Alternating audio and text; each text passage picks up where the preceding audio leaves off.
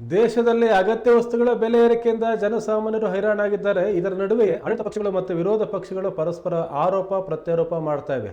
ಈಗ ಬಿಜೆಪಿ ರಾಜ್ಯಾಧ್ಯಕ್ಷ ಬಿ.ವೈ. ವಿಜಯೇಂದ್ರ ಅವರ ಸರದಿ.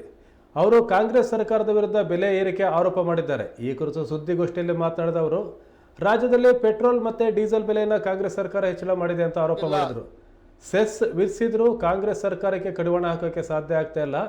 ಅಭಿವೃದ್ಧಿ ಹೆಸರಲ್ಲಿ ನಾಟಕ ಮಾಡಿ ದುಡ್ಡನ್ನು ಜೇಬಿಗೆ ಇಳಿಸ್ಕೊಳ್ತಾ ಇದ್ದಾರೆ ಅಂತ ಬಿಜೆಪಿ ರಾಜ್ಯಾಧ್ಯಕ್ಷ ವಿಜಯೇಂದ್ರ ಕಾಂಗ್ರೆಸ್ ಸರ್ಕಾರದ ವಿರುದ್ಧ ಹರಿಯಾದಿದ್ದಾರೆ. ಕಳೆದ 20 ತಿಂಗಳಲ್ಲಿ ಡೀಸೆಲ್ ಮೇಲೆನೆ ಇವತ್ತು 5.5 ರೂಪಾಯಿಯಷ್ಟು ಜಾಸ್ತಿ ಮಾಡಿದ್ದಾರೆ. ಪೆಟ್ರೋಲ್ ಮೇಲೆ 3 ರೂಪಾಯಿ ಜಾಸ್ತಿ ಮಾಡಿರ್ತಕ್ಕಂಥದ್ದು. ಆಯ್ತು, ರಾಜ್ಯ ಸರ್ಕಾರ ಜಾಸ್ತಿ ಮಾಡಿದಾರಲ್ಲ, ಹಾಗಾದ್ರೆ ಅದರ ಲಾಭ ಇವತ್ತು ರಾಜ್ಯಕ್ಕೇನಾದ್ರು ಆಗ್ತಾ ಇದೆಯಾ? ರಾಜ್ಯದಲ್ಲಿ ಆ ಮಟ್ಟದಲ್ಲಿ ಏನಾದ್ರು ಅಭಿವೃದ್ಧಿ ಕೆಲಸ ಕಾರ್ಯಗಳು ಆಗ್ತಾ ಇದೆಯಾ? ಸ್ಕ್ಯಾಮ್ಗಳು ಆಗ್ತಾ ಇದೆಯಾ ವಿನಃ ಯಾವುದೇ ರೀತಿ ಜನಪರ ಕಾರ್ಯಕ್ರಮಗಳನ್ನ ನೀಡ್ತಾ ಇಲ್ಲ. ಗ್ಯಾರಂಟಿಗಳ ಬಗ್ಗೆ ಅವರು ಚರ್ಚೆ ಮಾಡ್ತಾ ಇದ್ದಾರೆ, ಯಾವ ರೀತಿ ಜನರು ತಲುಪ್ತಿದೆ ಇವತ್ತು ರಾಜ್ಯದ ಜನ ಇವತ್ತು ಮಾತನಾಡ್ತಾ ಇದ್ದಾರೆ. ಆದ್ರೆ ಇವತ್ತು ಪೆಟ್ರೋಲ್ ಮತ್ತೆ ಡೀಸೆಲ್ ಮೇಲೆ ರಾಜ್ಯ ಸರ್ಕಾರ ಏನಿವತ್ತು ವ್ಯಾಟ್ ಅನ್ನು ಹೆಚ್ಚು ಮಾಡಿದ್ರ ಮುಖೇನ ಏನು ಆದಾಯ ಬರ್ತಾ ಇದೆ, ಅದರ ಲಾಭ ಜನರಿಗೆ ತಲುಪ್ತಾ ಇಲ್ಲ. ಹಾಗಾದ್ರೆ ಎಲ್ಲಿ ಹೋಗ್ತಾ ಇದೆ?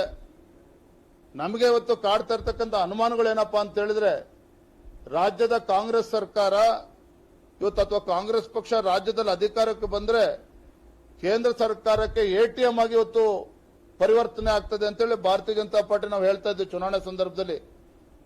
ಎಲ್ಲೋ ಒಂದ್ ಕಡೆ ಅದು ಸತ್ಯ ಆಗ್ತಾ ಇದೆ.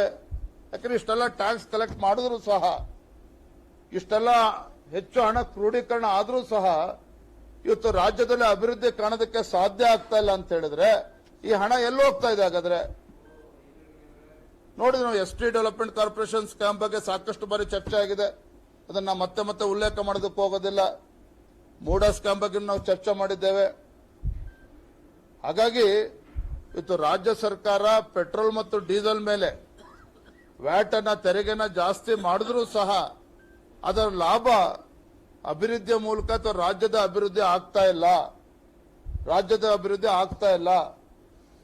ರಾಜ್ಯದ ಬೊಕ್ಕಸಕ್ಕೆ ಹಣ ಬಂದರೂ ಸಹ ಯಾಕೆ ಇವತ್ತು ರಾಜ್ಯದಲ್ಲಿ ಅಭಿವೃದ್ಧಿ ಕೆಲಸ ಕಾರ್ಯಗಳಿಗೆ ಹಣ ಕೊಡೋದಕ್ಕೆ ಸಾಧ್ಯ ಆಗ್ತಾ ಇಲ್ಲ ಅನ್ನೋದನ್ನ ರಾಜ್ಯದ ಮುಖ್ಯಮಂತ್ರಿಗಳು ಉತ್ತರ ಕೊಡಬೇಕು.